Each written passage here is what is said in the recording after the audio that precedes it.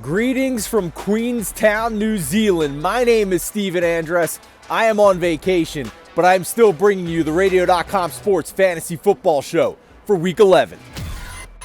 As always, if you have any fantasy football questions, subscribe to our page here on YouTube, comment below, and like this video. I'll be happy to answer any Week 11 fantasy football questions you have, or any trade options you may be considering with the fantasy playoffs coming up in 3 weeks. Let's start with Pick 'em Up. These are waiver wire options owned in less than 50% of leagues. And my top running back option this week off waivers is Falcons back Brian Hill. An unassuming name, but a very assuming workload. Less than 1% owned in a matchup at Carolina this week. We need to monitor Devonta Freeman's status. He left week 10 with an ankle injury. If for whatever reason he is limited or out in week 11, Brian Hill becomes a huge volume option with Ito Smith already on IR in this backfield. Hill in relief, 21 touches, 71 yards, and a touchdown in week 10. He gets the Panthers in week 11, who are top 5 in fantasy points allowed to running backs this season, and just allowed 3 more touchdowns to Aaron Jones last week. My top wide receiver option on waivers is Darius Slayton of the New York Giants. Also, less than 15% owned heading into week 11, but he has a bye week this week, so why am I recommending him in Pick 'em Up? It's because of his remaining schedule. He gets matchups against Washington, the New York Jets, and Philadelphia during the fantasy playoffs. And in week 10, 14 targets, 10 receptions, 121 yards, and 2 touchdowns at the New York Jets. He has 4 touchdowns in his past 3 games. And this is a recommendation that coincides with Sterling Shepard having a lot of fear of being able to come back from a history of concussions. There has been public concern in the locker room for the Giants about his recovery. If he is slow to return, Slayton clearly benefits with growing chemistry alongside rookie quarterback Daniel Jones in New York. Let's move on to the stream team. Quarterbacks, tight ends, and defense is owned in less than 50% of leagues. And my top quarterback streaming option this week is Derek Carr from the Oakland Raiders. Gets to take on the Cincinnati Bengals in week 11, who have allowed 23 fantasy points per game to the quarterback position. That is 3rd most in the NFL. And Derek Carr, 19 plus fantasy points in 2 of his past 3 games.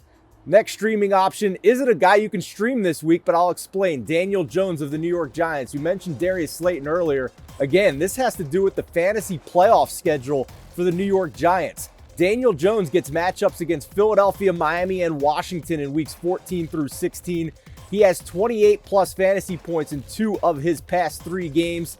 That is the most attractive fantasy schedule for me for the rest of the season, to go along with high-performing options in 2 of those past 3 weeks. And don't forget what another peaking late-season quarterback did last season.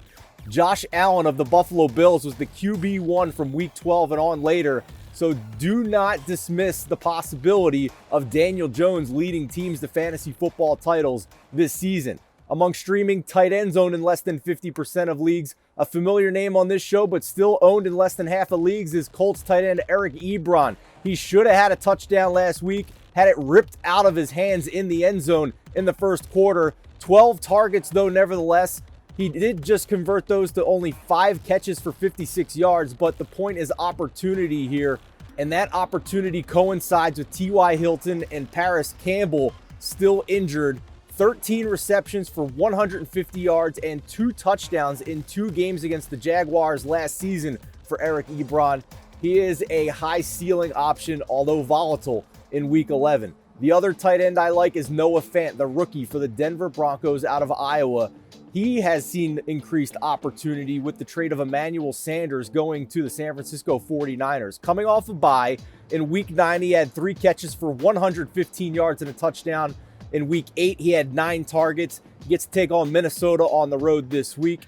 And considering the QB change to Brandon Allen and that trade of Sanders we mentioned, Fant now the number 2 target in Denver behind Cortland Sutton. Our top streaming defense for week 11, the New York Jets, who had a bit of a resurgence last week against the Giants. That defense looks solid with Jamal Adams leading the way. 6 sacks, 2 fumble recoveries, and a touchdown. 4 sacks and a safety the week before. They get to take on Washington, top 5 in fantasy points allowed to defenses. If Dwayne Haskins continues to start, even better for week 11. Also, the Oakland Raiders are owned in less than half of leagues, and they get to take on the Cincinnati Bengals in week 11. The new tanking team, the Cincinnati Bengals. Who knows if they'll even win a single game this year. They do get to take on Miami later in the year, but Cincinnati top 4 in points allowed to fantasy defenses this season. The Oakland D last week against the Chargers, impressive. 5 sacks, 3 interceptions, and a touchdown for John Gruden's defensive unit.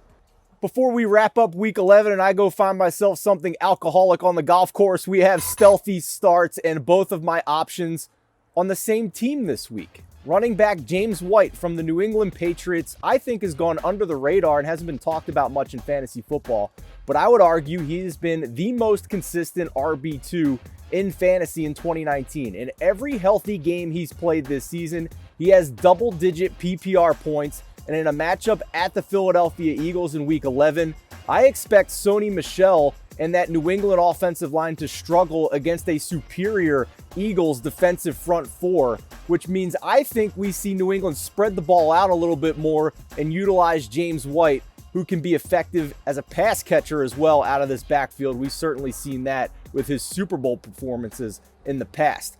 My other stealthy start for Week 11 is a wide receiver for New England, and it's the newly acquired Mohamed Sanu. We saw how quickly he developed chemistry with Tom Brady before the bye week for the Patriots, with 14 targets, 10 receptions, 81 yards, and a touchdown in the loss to Baltimore. The Eagles' 8th most fantasy points allowed to wide receivers this season. New England is thin at wide receiver behind Julian Edelman and no consistent tight end this year for Tom Brady. So that means Mohamed Sanu is going to continue to get consistent targets this year and a plus matchup in Week 11 against the Eagles on the road. Thank you so much for joining me this week on the Radio.com Sports Fantasy Football Show. As I mentioned at the top, if you have any questions, comment below. I'd be happy to answer them for your Week 11 and trade evaluations. A programming note for next week, I will be en route back to the States for Week 12. So the Radio.com Sports Fantasy Football Show will be published late in the evening on Tuesday. Best of luck in Week 11.